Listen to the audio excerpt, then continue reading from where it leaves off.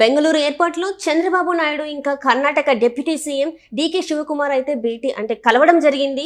ఈ కలవడం వెనుక ఎలాంటి చర్చలు జరిగి ఉంటాయి, ఏంటి అసలు వీటి పరిణామాలు ఎలా ఉండబోతున్నాయి, ఏపీలో ఎలక్షన్స్ ఉన్నాయి, వీటి పరిణామాలు ఎలా ఉండబోతున్నాయని మనతో పాటు చర్చించడానికి సీనియర్ జర్నలిస్ట్ సత్యమూర్తి గారు మనతో పాటు ఉన్నారు. నమస్కారం సార్. సార్, మీరు ఇప్పుడు వినే ఉంటారు, బెంగళూరు ఎయిర్పోర్ట్లో చంద్రబాబు నాయుడు గారు ఇంకా మన కర్ణాటక డిప్యూటీ సీఎం డీకే శివకుమార్ గారు అయితే కలిశారు, భేటీ అయ్యారు. అసలు ఆ భేటీలో ఎలాంటి అంశాలు చర్చలకు వచ్చి ఉంటాయి సార్? అండ్ దీని ప్రభావం రేపు ఈ పొలిటికల్ మన ఏపీలో ఎలక్షన్స్ ఉన్నాయి, వీటి మీద ఏమైనా ప్రభావం పడే ఛాన్స్ ఉందా సార్? చంద్రబాబు నాయుడు కుప్పం వెళ్ళటానికి బెంగళూరు ఎయిర్పోర్ట్కి వెళ్ళిన సమయంలో బెంగళూరు ఎయిర్పోర్ట్ నుంచి నాగపూర్ వెళ్తున్న డీకే శివకుమార్ అక్కడికి వచ్చాడు. చంద్రబాబు నాయుడు సీనియర్ పాలిటీషియను, అదేవిధంగా డీకే శివకుమార్ కూడా సీనియర్ పాలిటీషియన్.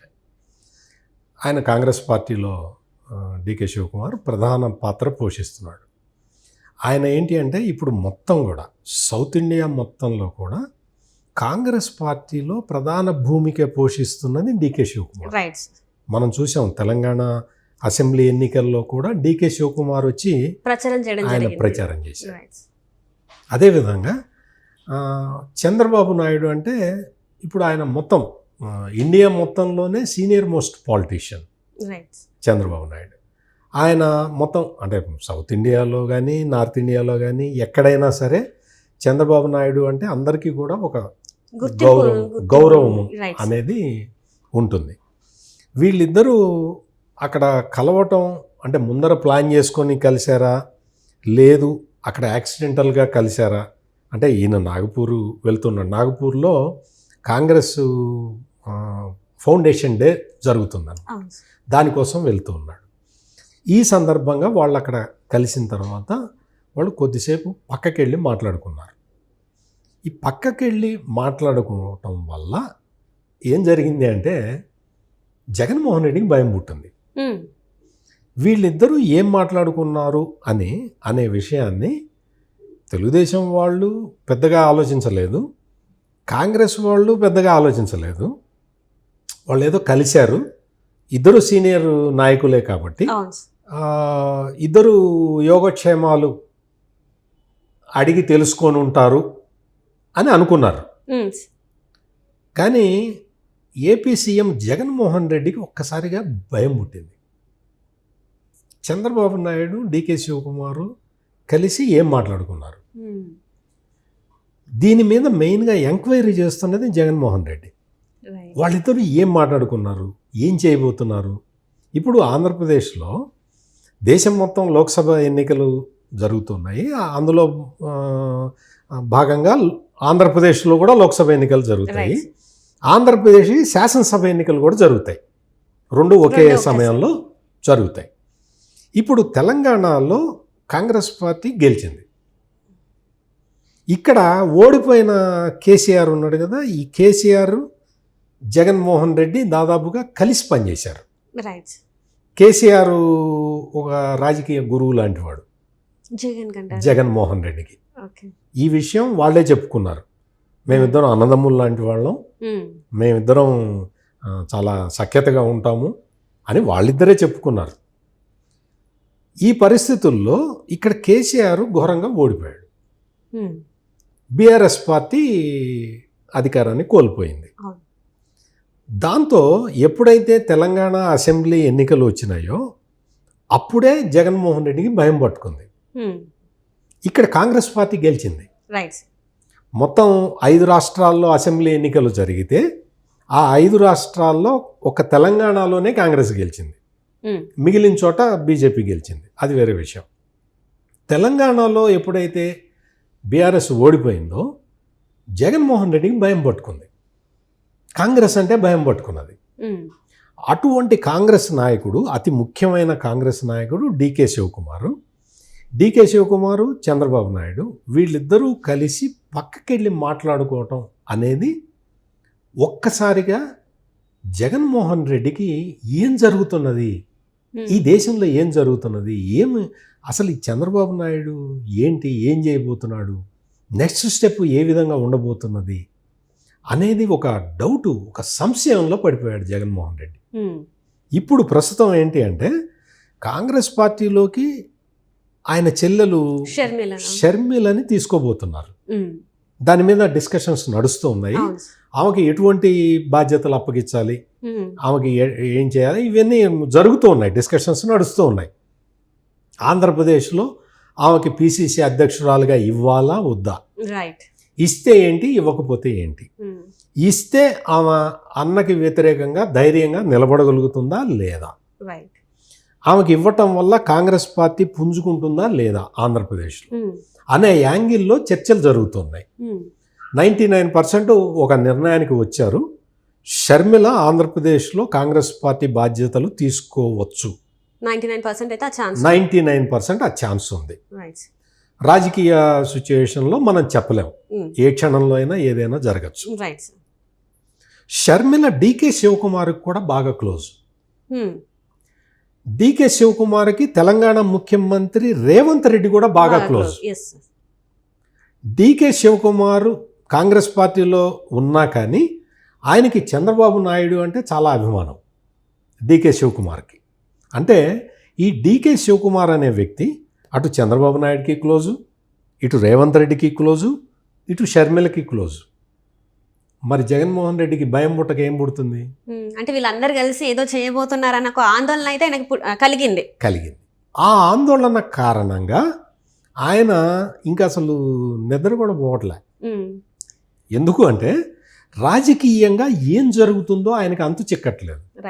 అంటే కాంగ్రెస్ ఎటువైపు పోతుంది, తెలుగుదేశం ఎటువైపు పోతుంది, వీళ్ళ చెల్లె ఎటువైపు వెళ్తుంది, వాళ్ళ చెల్లెలు ఎటువైపు పోతుంది, రేవంత్ రెడ్డి ఎటువైపు వెళ్తున్నాడు అనే ఈ డైనమిక్స్ జగన్మోహన్ రెడ్డికి అర్థం కావట్లా. ఈ డైనమిక్స్ అర్థం కాకపోవటం వల్ల తను ఏం చేయాలో తెలియక తను తన పార్టీలో ఉన్న నాయకుల్నే నమ్మలేని పరిస్థితికి జగన్మోహన్ రెడ్డి వచ్చాడు. అయితే ఇక్కడ ఒక విషయం సార్, ఇక్కడ ఏంటంటే ఇంతవరకు ఎప్పుడు కూడా షర్మిల క్రిస్మస్కి చూసినట్టయితే ఎవరికి పంపని, ఏం గిఫ్ట్లు పంపని షర్మిల వైఎస్ ఫ్యామిలీ నుంచి వెళ్ళి అని చెప్పేసి నారా లోకేష్కి అంటే నారా ఫ్యామిలీకి గిఫ్ట్ పంపుతున్నట్టు పంపించారు. దానికి రెస్పాండ్ కూడా వచ్చింది వాళ్ళ ఫ్యామిలీ నుంచి వెళ్ళి. సో ఇలాంటివి చూస్తుంటే ఇంకొక విషయం కూడా చర్చకు వచ్చింది ఏంటంటే షర్మిల కొడుకు పెళ్ళి పెద్దగా చంద్రబాబు నాయుడు గారు వ్యవహరించబోతున్నారు అని చెప్పేసి, అంటే అన్నని పక్కన పెట్టి చంద్రబాబు నాయుడు గారిని పెద్దగా వ్యవహరిస్తున్నారు అని చెప్పేసి. సో ఇందులో అంటే ఒక రకంగా ఈ ఫ్యామిలీ నుంచి నేను ఈ ఫ్యామిలీ నుంచి దూరంగా ఉన్నాను, నాకు సపోర్ట్ ఇక్కడ నుంచి వస్తుందని చెప్పేసి ఇస్తున్నారా సార్? దీనివల్ల కూడా జగన్మోహన్ రెడ్డి ఆలోచనలు చేంజ్ అయిపోతున్నాయి అనుకోవచ్చా? అవును. ఇప్పుడు వైఎస్ షర్మిల చేసిన ఆ ఒక్క పనితోటి జగన్మోహన్ రెడ్డికి షాక్ తగిలి ఉంటుంది. ఎందుకు అంటే క్రిస్మస్ గ్రీటింగ్స్ షర్మిల లోకేష్కి పంపించటం అనేది, ఒక గిఫ్ట్ని పంపించటం, దానికి లోకేష్ ఒక సోదరభావంతో స్పందించటం, ఇవన్నీ కూడా మిగిలిన పార్టీ నాయకులకి లేకపోతే ఆంధ్రప్రదేశ్ ప్రజలకి ఏ విధంగా ఉన్నా కానీ ఒక్కసారి జగన్మోహన్ రెడ్డికి మాత్రం భయం కలిగించే పరిణామం. ఇప్పుడు షర్మిల కొడుకు మ్యారేజ్, లవ్ మ్యారేజ్, ఇదంతా మనకి తెలిసిందే. దానికి ఇంకా అంటే చంద్రబాబు నాయుడు పెళ్లి పెద్దగా వ్యవహరిస్తాడా లేదా అనేది ఇంకా పబ్లిక్లోకి తెలియలేదు కానీ బట్ అనుకుంటున్నారు, అందరూ కూడా అనుకుంటున్నారు. ఆ సందర్భంగా ఇది జరిగిందా అనేది ఇంకా తెలియదు. ఏది ఏమైనా కానీ షర్మిల చేసిన ఈ పనితోటి ఏదైతే నారా లోకేష్కి గిఫ్ట్ పంపించటం అనే ఒక్క చర్యతోటి ఆంధ్రప్రదేశ్లో ఉన్న వైసీపీ నాయకులందరికీ కూడా ఒక కొత్త ఆలోచన వచ్చింది. షర్మిల యాక్టివ్ అయిపోతున్నది. ఎందుకు అంటే ఈ జగన్మోహన్ రెడ్డి పార్టీలో ఉన్న నాయకులందరికీ కూడా వాళ్ళందరూ అనునిత్యం అభద్రతా భావంలోనే ఉన్నారు.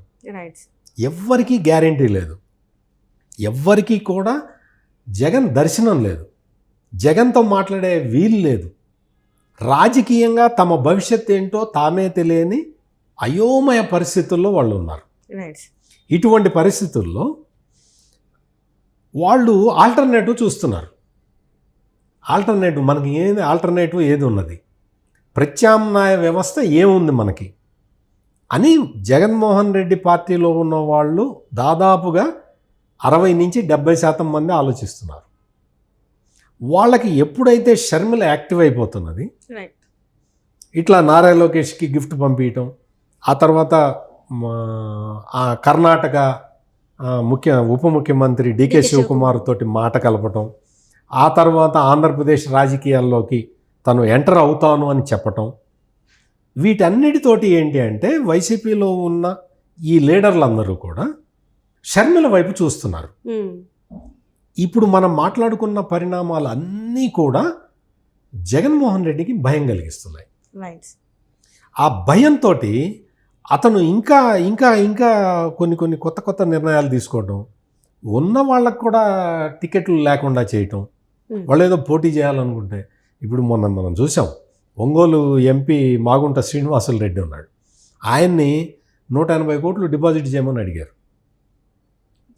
అంటే 180 కోట్లు డిపాజిట్ చేసుకొని ఇంకొక 100 కోట్లు ఎన్నికల్లో ఖర్చు పెట్టుకొని ఆయన గెలిస్తే గెలిచిన తర్వాత పార్టీ మారకుండా ఉండటానికి ఈ 180 కోట్లు డిపాజిట్. ఈ తరహా రాజకీయాలు మనం ఎప్పుడన్నా చూసామా? ఎప్పుడు కూడా పాతకాలంలో కూడా ఇలాంటివి జరిగి ఉండవు. అసలు ఎక్కడ కనీ విని ఎరగము. రైట్. అంటే ఎవరన్నా పార్టీ మారతాడు అని ముందరే డబ్బులు తీసుకొని డిపాజిట్ పెట్టుకుంటామా? ఈ తరహా రాజకీయాలు ఆంధ్రప్రదేశ్లో జగన్మోహన్ రెడ్డి చేస్తున్నాడు. దాంతో ఈ అంతా కూడా ఏంటంటే వైసీపీ లీడర్లందరికీ కూడా ఇక్కడికి వచ్చి డిపాజిట్ పెట్టాలి అంటే మనం భవిష్యత్తులో కూడా పార్టీ మారము అన్న గ్యారంటీ, అంటే తల తాకట్టు పెట్టడం అంటారు చూసారా, రైట్, తల తాకట్టు పెట్టాలి ఇక్కడ వైసీపీలో. ఈ పరిస్థితులు అక్కడ ఉన్నట్టు అందరికీ తెలిసిపోయింది కాబట్టి వాళ్ళందరూ కూడా ఆల్టర్నేటివ్ కోసం వెతుకుతున్నారు. అట్లా ఆల్టర్నేటివ్ కోసం వెతుకులాడుతున్న సమయంలో వాళ్ళకి వైఎస్ షర్మిల ఆల్టర్నేటివ్ లీడర్గా కనపడుతున్నది. వైఎస్ షర్మిల గనక ఆంధ్రప్రదేశ్లో కాంగ్రెస్ పార్టీ బాధ్యతలు తీసుకుంటే జగన్మోహన్ రెడ్డి పని అవుట్. అంటే ఎవరైతే అసంతృప్తులు ఉన్నారో వాళ్ళు మాత్రం షర్మిల వెనుక నడిచే అవకాశం ఉందంటారు. 100% ఉంది. ఎందుకు అంటే తెలుగుదేశం పార్టీ మొత్తం నాయకులందరూ నిండిపోయి ఉన్నారు అక్కడ. రైట్. అక్కడ గ్యాప్లు ఏం లేవు. ఉన్న 1-2 గ్యాప్లు ఉన్నా అది జనసేన లీడర్లు ఉన్నారు, వాళ్ళందరూ అడ్జస్ట్ అయిపోతారు. ప్లస్ జనసేనలో కూడా గ్యాప్ లేదు. జనసేనలో కూడా అందరూ నాయకులు ఉన్నారు, వాళ్ళు క్షేత్రస్థాయి వరకు పని చేసుకుంటూ పోతూ ఉన్నారు. అందువల్ల వాళ్ళకి గ్యాప్ ఉన్నదల్లా కాంగ్రెస్ పార్టీలో. రైట్. ఆ కాంగ్రెస్ పార్టీలో నిన్న మొన్నటి వరకు కూడా అందులో చేరకపోయినా ఒకటే అన్న భావనలో వీళ్ళు ఉన్నారు. ఇప్పుడు షర్మిల ఎప్పుడైతే కాంగ్రెస్ పార్టీ బాధ్యతలు తీసుకుంటుందో అప్పుడు ఈ వైసీపీలో ఉన్న లీడర్లందరికీ కూడా ఒక వయబుల్ ఆల్టర్నేటివ్ కనపడుతుంది. వీళ్ళందరూ కూడా కాంగ్రెస్ పార్టీలో వెళ్ళటానికి అవకాశం ఉంటుంది. ఇప్పుడు మనం చూస్తే ఆంధ్రప్రదేశ్లో ఉన్నది మొత్తం కూడా వైఎస్ఆర్ కాంగ్రెస్ పార్టీకి ఉన్నదంతా కూడా కాంగ్రెస్ పార్టీ ఓటు బ్యాంకే ఆయనకు ఉన్నది. ఈ ఓటు బ్యాంకు పక్కకి వెళ్ళిపోతే జగన్ అవుట్. తెలంగాణ ఆంధ్ర విడిపోయిన తర్వాత కాంగ్రెస్ నుంచి ఉన్న నాయకులు మాత్రం వైసీపీలో ఉన్నారు. సో తనకంటూ సొంత నేతలు అంటే ఎవరు లేరు. తను జగన్మోహన్ రెడ్డి ఓన్గా తయారు చేసుకున్న నాయకులు ఎవరు లేరు. అందువల్ల ఇప్పుడు ఆయనకి భయం పుడుతున్నది. అది ఇప్పుడు డికే శివకుమార్ చంద్రబాబు నాయుడిని కలిసినా లేదు, వైఎస్ షర్మిల మళ్ళీ కాంగ్రెస్ పార్టీ బాధ్యతలు, ఆంధ్రప్రదేశ్ కాంగ్రెస్ పార్టీ బాధ్యతలు స్వీకరిస్తుంది అన్న వార్తలు వచ్చినా ఈ 2 వార్తలకి కూడా భయపడుతున్న వ్యక్తి ఎవరు అంటే జగన్మోహన్ రెడ్డి. అందుకని ఈ జగన్మోహన్ రెడ్డి వీళ్ళందరూ అసలు ఎటుపోతున్నారు, ఏం చేస్తున్నారు, ఎట్లా చేస్తారు, వీళ్ళ నిర్ణయం ఏంటి అనేది అర్థం కాక తలబద్దలు కొట్టుకుంటున్నాడు. Right sir, right. Thank you so much sir. Thank you. ఇది వాటి చర్చ. బెంగళూరు విమానాశ్రయంలో మన డీకే శివకుమార్ ఇంకా చంద్రబాబు నాయుడు గారు అయితే భేటీ అయ్యారు. సో ఆ భేటీ వెనక ఏం చర్చలు జరిగాయి ఏంటి అనేది తెలుసుకునే ప్రయత్నంలో అయితే జగన్ ఉన్నారు. సో ఆ భేటీకి భయపడి తను ఎలాంటి నిర్ణయాలు తీసుకుంటున్నాడో లేదనేది అయితే మనం ఇంకొన్ని రోజులైతే వేసి చూడాల్సిందే. నమస్కారం.